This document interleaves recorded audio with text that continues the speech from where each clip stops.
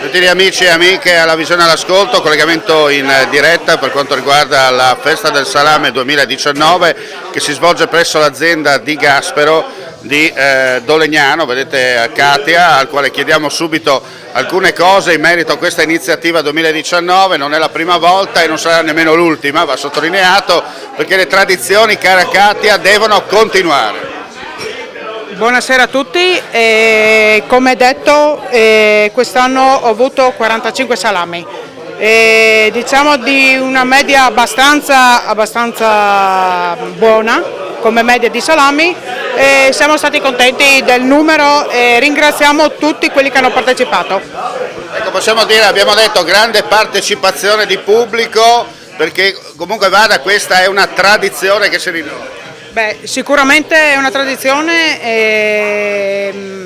essendo figlia di un orcino so cosa vuol dire fare il salame, lavorare il maiale.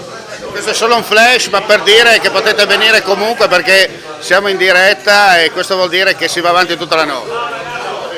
Beh, sicuramente, fin quando c'è divertimento c'è vita, no? E quindi va bene così.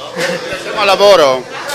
A te, grazie. Ecco, qui siamo solo all'interno dell'enoteca, vedete, questo è il salame, questo è il mio bicchiere di vino che è già finito, chiaramente, questo è l'altro pezzo di salame in postazione, lì sono anche le commensali. Non resta che dirvi in questi casi buon pomeriggio, buon sabato a tutti. Ecco qua la panoramica, vedete tutti che bene, e lì vediamo un po' tutti i personaggi, in mezzo c'è salutiamo il Lutti, poi salutiamo il padrone di casa e salutiamo anche il Mulinar di Corno di Rosazzo. Bene. È tutto da Dolegnano, gentili signore e signori, buon pomeriggio a tutti.